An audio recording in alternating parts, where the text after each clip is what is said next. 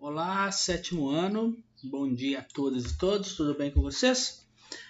Vamos lá, mais uma aulinha nossa, uma aula um pouquinho atípica, uma aula do sábado, né? Que representa aí uma aula de reposição nossa, por isso nós estamos tendo essa aulinha no sábado, tá? Como proposta, para ficar algo leve, para ficar algo tranquilo, né? Já que no sábado aí muitos de vocês não gostam de estudar, né? Não gostam de ficar perdendo tempo.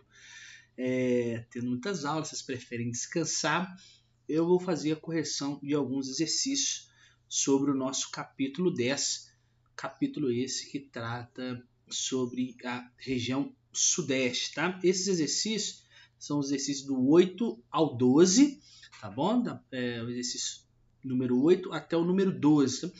Que ainda se tratavam da questão da parte dos aspectos naturais que nós estudamos e vimos aí nas últimas aulas. Mas lembrando que nós já começamos a falar sobre as transformações na paisagem do Sudeste, já vimos um pouquinho da urbanização também e da dinâmica demográfica, tá bom? Então vamos lá. Olha a questão 8. O relevo consiste nas formas da superfície terrestre. Então essas formas todas que a gente observa aí, né, representam um relevo. Então, olha só, pode ser influenciado por agentes internos e externos. Nós já estudamos isso também lá no volume 2. Configurando distintas paisagens. Caracterize uma unidade de relevo que pode ser encontrada na região sudeste, tá? Então, nós temos que lembrar aí que a região sudeste ela está situada na parte mais elevada do chamado Planalto Atlântico, tá? Onde estão localizadas aí a Serra do Espinhaço, Serra da Mantiqueira e a Serra do Mar, tá? A paisagem característica dessa região, né, ela é construída de forma de relevos arredondadas, né? Os relevos têm a forma arredondada, que são conhecidos como mares de morros, tá?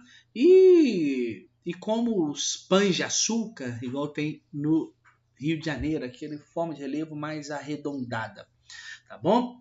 Os mares de morro, né, eles correspondem às unidades de serras e planaltos, tá? Do leste e do sudeste, tá? E são formados por cadeias. Aí você pode falar dessa forma, por cadeias montanhosas muito antigas, por dobramentos muito antigos. Mas não são montanhas mais, né? Agora são serras, tá bom? Elas foram formadas lá no período pré-cambriano, olha que coisa antiga, que, né, devido à sua idade geológica, por ser muito antigo, sofreram um grande intemperismo, tá? Fato que justifica aí as modestas altitudes, né? O fato de a gente não ter grandes altitudes no relevo aqui do sudeste e também pelo topo ser arredondado, porque já sofreu muito intemperismo, tá bom? E os pães de açúcar, claro, eles são formações graníticas, tá? Com cume arredondado e aquelas encostas abruptas, tá? Aquele paredão assim. Esses são os pães de açúcar, caracterizando aí uma unidade de relevo que a gente encontra no sudeste. Beleza? Vamos lá mais uma. Olha a 9. O Brasil é dotado de uma vasta rede hidrográfica. Muitos dos seus rios destacam-se pela extensão, largura, profundidade e pelo volume de água escoado, tornando o país detentor de uma das maiores reservas de água doce do mundo. Apesar dessa realidade, o país já enfrenta problemas no que concerne ao abastecimento urbano de água potável, como no caso de São Paulo, além de conflitos no campo pela distribuição de água para as atividades da agricultura e pecuária. Com base nessas informações, responda o que se pede. A. Caracterize o potencial da bacia hidrográfica do Paraná para o abastecimento de água potável nos centros urbanos, considerando a atual distribuição geográfica da população sobre o território nacional. Pessoal, a bacia hidrográfica do Rio Paraná, ela possui um grande potencial de uso, tá? Com um elevado aproveitamento pelas cidades banhadas por essa bacia, tá? Levando em conta aí que a maior parcela, a maior parte da população brasileira se encontra no centro-sul do país, na parte central aqui e mais para o sul, né, o Rio Paraná ele acaba tendo uma importância nacional. Daí temos a caracterização dessa bacia. Tá? Olha a B. Cite e explique 2 impactos negativos decorrentes da utilização dos recursos hídricos no Brasil. Bom, entre os impactos negativos decorrentes aí do uso dos recursos hídricos, a gente pode falar, por exemplo, a poluição ocasionada aí pela descarga direta de efluentes líquidos domésticos e industriais no curso d'água, tá? Atividades de irrigação na agropecuária, com transporte de agrotóxicos e fertilizantes para os rios, para os cursos d'água. Nós podemos dizer o represamento para a construção de usinas hidrelétricas e as usinas acabam causando, né, um desequilíbrio, né, das características naturais da bacia hidrográfica. Eu posso citar a própria alteração do equilíbrio ecológico dos rios para a construção de hidrovias. Então, isso aí são exemplos de impactos negativos decorrentes da utilização dos recursos hídricos. Tá bom? Vamos lá, mais uma. Tá bem fácil, né, os exercícios? Olha a 10. A imagem da região do Vale de Jequitinhonha é comumente associada a baixos indicadores sociais e econômicos advindos da má distribuição de recursos e das secas prolongadas. Apesar desses problemas, existe uma rica cultura que se manifesta de várias formas entre os seus moradores. Relacione as condições ambientais presentes no Vale do Jequitinhonha a uma manifestação cultural ali presente. Aí olha só.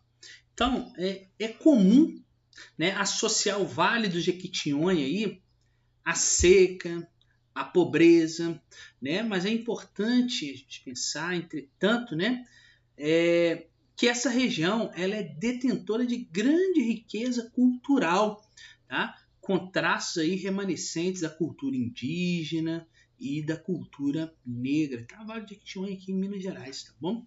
E a manifestação cultural mais marcante da região é seu artesanato. Tá? Você já deve conhecer.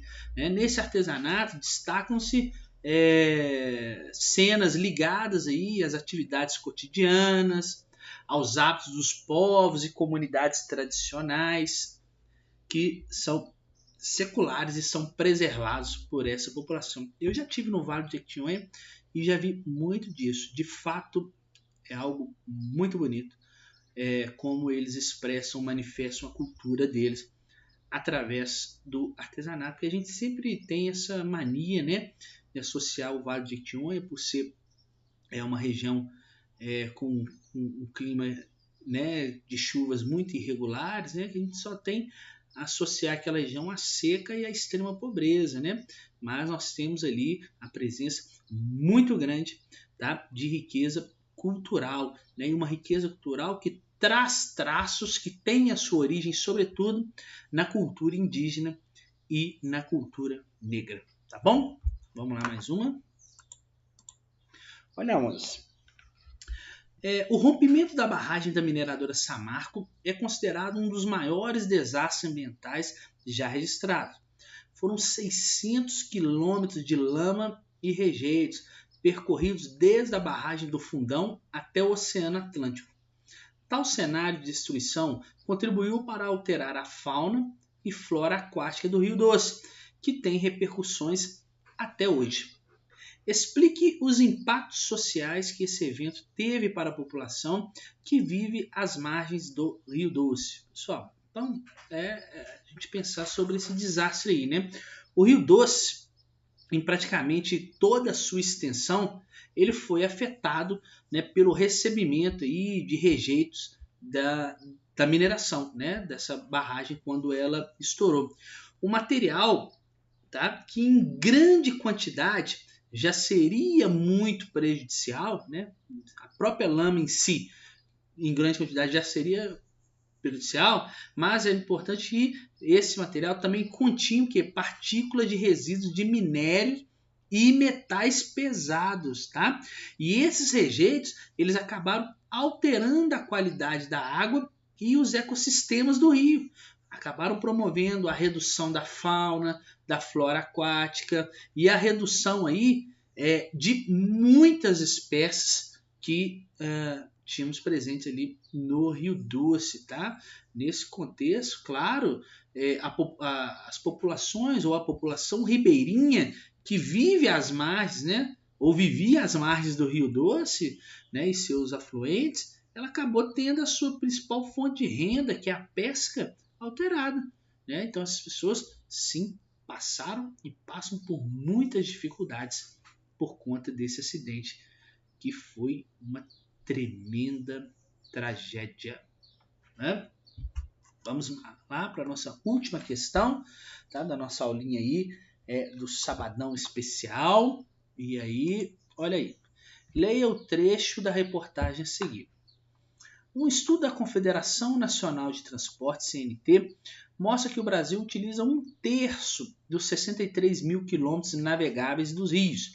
Atualmente, o país utiliza 19 mil quilômetros, ou seja, 30,9% da malha hidroviária para o transporte comercial, né, de cargas e passageiros. Com isso, apenas 5% da movimentação de cargas é feita pelos rios. O único sistema que se aproxima de uma hidrovia, de acordo com o estudo, é o sistema Tietê-Paraná. No Brasil, as maiores extensões navegáveis estão localizadas nas regiões hidrográficas amazônicas, cerca de 16 mil km², e Tocantins-Araguaia, aproximadamente 1,4 mil km.